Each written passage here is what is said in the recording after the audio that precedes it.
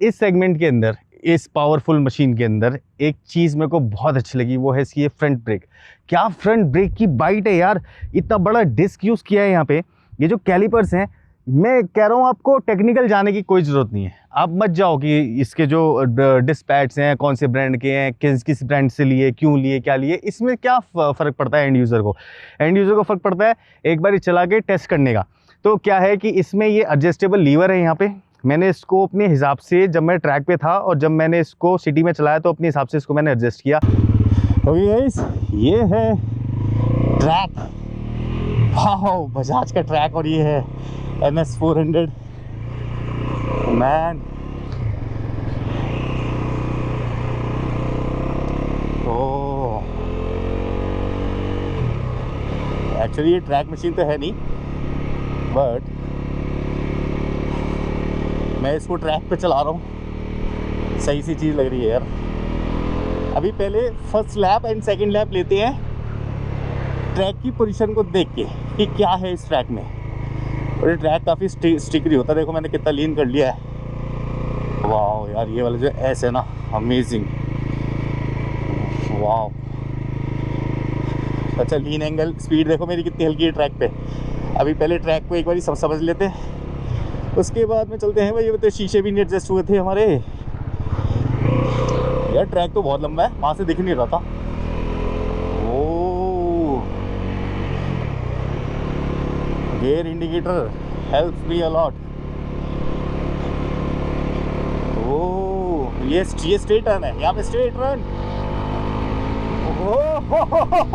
अच्छा, चलो इसकी टॉप स्पीड भी देख लेंगे कि कितनी है स्ट्रेट रन पे। Glass almost set, straight run, वाह। ये है लीन एंगल वाला पॉइंट, फोर्थ गियर पे, मेरे पीछे कोई है नहीं। यहाँ पे देखता हूँ कितना लीन हो पाता है इससे, या अपन कितनी कर पाते हैं। ओ वेरी नाइस यार, ओ हो वेरी नाइस। चलो अभी ये है स्ट्रेट रन, यहाँ से देख लेते हैं। 3, 2, 1 स्टार्ट। ये भाई गियर रेशो तो बहुत लंबा है इसका।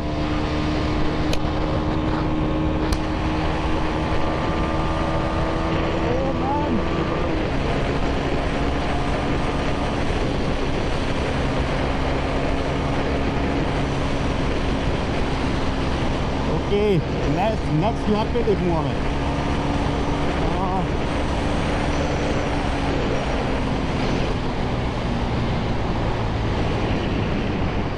भैया विंड ब्लास्ट इतना ज़्यादा है तो किसी को कुछ दिख नहीं रहा होगा, मतलब कुछ सुनाई भी नहीं दे रहा होगा, बट ठीक है। अपन ने पहला कट जो लिया है वो थोड़ा सा गलत लिया है। ये जो अपसाइड डाउन शॉकर्स इसमें लगा रखे हैं ना, ये किसी भी कंपनी को, हमें फ़र्क नहीं पड़ता। 1,85,000 रुपये के अंदर ऐसी बाइक बना देना, हैट्स ऑफ है भाई बजाज के लिए। क्या कमाल कर दिया इन लोगों ने ना। और ये तो सिर्फ अभी शॉकर की बात है, अभी तो पूरी बाइक बची है। तो ये जो शॉकर्स हैं फ्रंट के, ये मुझे लगे कि यार क्या काम कर रहे हैं। अपसाइड डाउन सस्पेंशन, मैं ब्रेकिंग कर रहा हूँ, ऐसा नहीं कि पूरी बाइक नीचे दब रही है। मैं हाई स्पीड के अंदर भी जब फ्रंट ब्रेक ले रहा हूँ तो ऐसा नहीं है कि मैं पूरा नीचे की तरफ जा रहा हूँ। उसने कंट्रोल कर रखा है हर एक चीज़ को। फिर जब मैंने इसको थोड़ी ऑफ रोडिंग करी, वहाँ पर भी मुझे सही सा लगा। इसकी जो सस्पेंशन है वो सॉफ्टर साइड नहीं है, वो हार्ड से थोड़ी सी कम, मान लो मीडियम से हल्की सी आपको हाई मिलेगी, और वो बहुत बढ़िया सस्पेंशन कहलाती है। 60 किलोमीटर मैंने इस बाइक पे चलाया इस सीट के साथ। ये जो सीट है ना, ये हाई क्वालिटी रबराइज मटेरियल है, ये कोई नॉर्मल फैब्रिक नहीं है। तो ये जो सीट है ये ज़्यादा टाइट भी नहीं है, ज़्यादा लूज भी नहीं है। ये है इसके अंदर LED प्रोजेक्टर इतना बड़ा, यहाँ पे बिल्कुल शार्प सनलाइट है। हम लोग इस वक्त पहाड़ों पे खड़े हैं, तब भी इसकी जो लाइट है वो बहुत तेज़ बीम मार रही है। ये देखो, ये फ्रंट टायर ज़ैपर सीरीज़ है। मेरे को इनकी जो ग्रिप है MRF के ज़ैपर सीरीज़ की, ये ग्रिप जो है भाई साहब, मैंने ट्रैक पे इसको चलाया, मेरे को लग ही नहीं रहा था कि मैं इतने एंगल पे लीन कर लूँगा। बट इसने क्या किया कि लीन मेरा एंगल बढ़ा दिया। क्यों? क्योंकि मेरे पास कॉन्फिडेंस था। तो यहाँ पे मेरे को इसमें कॉन्फिडेंस मिला। एलॉय व्हील का डिज़ाइन चलो ठीक है, कुछ चेंज हो जाता तो ज़्यादा मज़ा आता, बट ठीक है। इनकी जो क्वालिटी है मीडियम से ऊपर है। ये क्वालिटी, इस स्विच की जो क्वालिटी है मीडियम से ऊपर है, मतलब जो प्लास्टिक की जो क्वालिटी है इसके अंदर वो मीडियम से ऊपर है। अब ये जो बटन्स हैं यहाँ पे, ये मोड्स के बटन है। टर्न इंडिकेटर का स्विच ठीक लगा, हॉर्न सिंगल है। अब यहाँ पे जो पॉइंट्स ऑफ इम्प्रूवमेंट है वो ये था कि छोटे छोटे 2 हॉर्न चाहिए थे, थोड़ी शार्प आवाज़ के। हाई स्पीड के अंदर ये हॉर्न काम नहीं करता। दूसरी बात ये है कि ये वाला जो बटन है इसके अंदर थोड़ा सा और ज़्यादा स्पेस होना चाहिए था, ये साइडों में होना चाहिए था, क्योंकि ग्लव्स पहनने के बाद आप ऐसे साइडों से ही इसको प्रेस करोगे और कभी कभार दोनों बटन भी प्रेस हो रहे हैं। तो ये इसका साउंड है आइडियल पे खड़ा हुआ, बुरा नहीं है, इसके अंदर बेस है साउंड में। बट जब मैं इसको थ्रॉटल दूंगा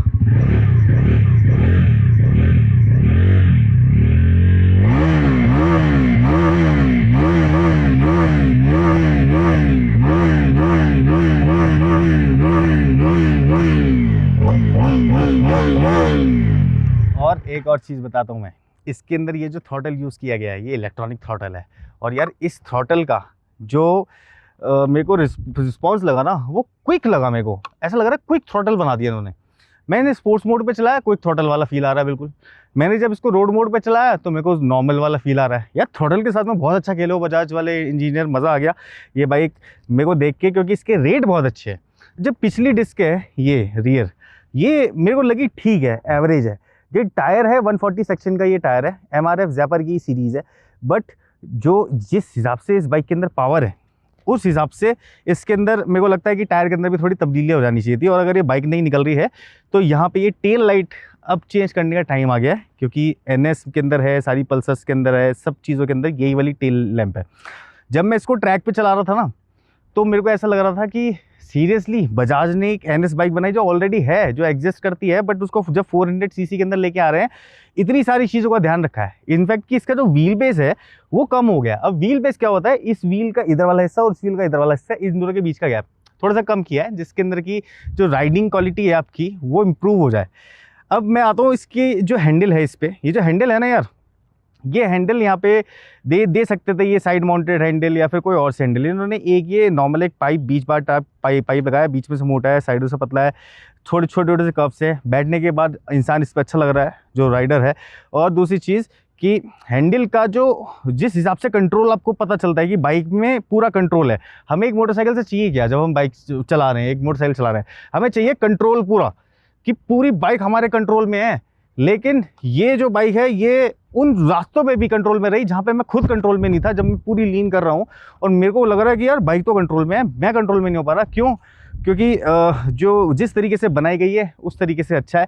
अब यहाँ पे कुछ ये है इसका इंस्ट्रूमेंट क्लस्टर, ये रिवर्स LCD डिज़ाइन है। ये भी आप मान लीजिए कुछ TFT टाइप ये है। अब ये इतनी धूप के अंदर देखो जैसे थोड़ी सी प्रॉब्लम हो रही है। अब थोड़ी सी हम अगर इसके पास जाएंगे ना तो यहाँ से ये चेंज होता है ऐसे करके। इसके अंदर काफ़ी सारे मोड्स हैं, व्हीकल सेटिंग, ये वो राइड मोड्स। अब ये जो राइड जो मोड है ना, इसके अंदर ये आपको सेटिंग के अंदर जाके घुस के करना है। मतलब कैसे, मैं बिल्कुल बाहर निकल के दिखाता हूँ। अब देखिए मैं ये आ गया हूँ बिल्कुल बाहर। अब ये होम है, यहाँ से मैं व्हीकल इन्फो के अंदर जाऊँगा, फिर राइड मोड के अंदर जाऊँगा, फिर राइड मोड के अंदर मेरे पास इतने सारे मोड्स है। तो जब मैं ट्रैक पे था, मुझे कभी ट्रैक मोड चेक करना था, मुझे कभी रोड मोड चेक करना था, कभी इसका जो तीसरा मोड है वो चेक करना था। चलाते चलाते 100 की स्पीड पे मैं सेटिंग के अंदर तो नहीं घुसूंगा। ये मोड्स भारी होने चाहिए। वो कैसे होने चाहिए कि ये जो बटन है डिफ़ॉल्ट काम करने चाहिए, मेन्यू के साथ तो करने नहीं चाहिए जब बाइक रुकी है। बट जब बाइक चल रही है तो ये मोड अप करेगा, स्पोर्ट्स मोड पे लेके आएगा, चेंज करेगा, ये मोड डाउन करेगा। ये दोनों बटन काम करने चाहिए, बजाय आप सेटिंग के अंदर घुस के ये वाले मोड चेंज करेंगे 3 दिन में तो बंदे का एक्सीडेंट हो जाएगा। और ये जो मीटर है, इस मीटर के अंदर थोड़ी सी कॉस्ट कटिंग लगती है, थोड़ी सी इम्प्रूव होना चाहिए था ये वाला मीटर जो है। लेकिन कॉस्ट कटिंग क्या ही करेगी, वो ये 185 का प्राइस टैग है। इसके अंदर सारी डिटेल दिख जाएगी आपको। इसके अंदर ये स्टैटिक रहेगा और डिटेल जो है ना मीटर के अंदर वो बहुत सही है यार। यहाँ पे गियर इंडिकेटर है, यहाँ पे ऑडो रीडिंग आ गई, यहाँ पे ये आपका स्पीडो आ गया, ऊपर RPMs आ गए। यहाँ पे देखिए ये नीचे कौन से मोड पे आप चल रहे हो वो मोड दिखाएगा। अभी मैं रोड पे हूँ तो रोड मोड सिलेक्टेड है। मान लीजिए अगर इसमें मुझे को पॉइंट ऑफ इंप्रूवमेंट की बात करनी हो और मेरे पास बजट की कोई प्रॉब्लम ना हो, क्योंकि पॉइंट ऑफ इंप्रूवमेंट की बात करूंगा तो उसका बजट बढ़ेगा। लेकिन 185 जो लैक्स है इसके, उसके अंदर तो ये पैकेज बहुत अच्छा है। लेकिन अब मान लीजिए हमारे पास बजट की कोई प्रॉब्लम नहीं है, हमें बजाज से चाहिए थी एक ऐसी बाइक जो मज़ा दिला दे बस। तो फ्रंट से स्टार्ट करते हैं। अब जो लाइट है इसकी, ये जो प्रोजेक्टर लगा रखा है, ये NS के अंदर NS सीरीज़ में यही प्रोजेक्टर आता है हर जगह। बस आपने ये वाली आँखें चेंज कर दी। इससे अच्छा था कि इसको पूरा चेंज करते, ये जो फेस है। दूसरी चीज़ यहाँ पे ये जो है, ये वाला जो हिस्सा है, अगर इसको भारी भरकम दिखाना था 400 सीसी में, अगर चैसी सेम यूज़ कर रहे थे तो ये जो प्लास्टिक का पार्ट है इसको इसके अंदर की तरफ बनाते C शेप के अंदर, जिससे कि शॉकर ढक जाता। और ये जो पार्ट है जब ये बाइक मुड़ती तो वो इसके अंदर चला जाता शॉकर के। उससे और मैसिवनेस आ सकती थी, और जो फेस का है, जो फर्स्ट इंप्रेशन है इस मोटरसाइकिल का, वो चेंज हो जाता, वो ऐसा हो जाता कि आप इसको दूर से पहचान सकते थे। नंबर प्लेट थोड़ी सी और इम्प्रूव हो सकती है, यहाँ पे आ सकती थी, ठीक है, लेकिन वो जंप के अंदर आएगी बीच में, इसी वजह से इसकी जो पोजीशन है वो देखो, ये बाद में डिसाइड हुआ होगा बजाज ने, बाद में डिसाइड किया है। ये जो नंबर प्लेट है ना, इसको इसकी पोजीशन ऐसी देनी है, जबकि आपने देखा होगा नंबर प्लेट की पोजीशन स्ट्रेट होती है ऐसे, ये ऊपर की तरफ उठी हुई है। क्यों? क्योंकि ट्रैवल का हिसाब पहले नहीं लगाया गया कि नंबर प्लेट भी नीचे आएगी, वरना वो यहाँ पे आ सकती थी अगर ट्रैवल का हिसाब पहले लगा ले तो।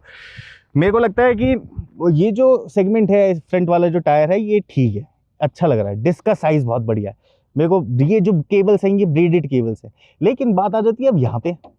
अब जैसे मान लीजिए, अब आप देखना कि आजकल की जितनी बाइक्स है ना, उसके अंदर क्या होता है, ये देखो, ध्यान से देखो, ये चीज़, ये फाइबर है, ये फाइबर है, ये फाइबर है, ये फाइबर है। आप टैंक रखो 12 लीटर्स का, कोई टेंशन नहीं, आप टैंक को उसकी कैपेसिटी बढ़ाओ मत, लेकिन ये जो प्लास्टिक की फेयरिंग है, इसको चेंज कर सकते थे, इसको बड़ा बना सकते थे।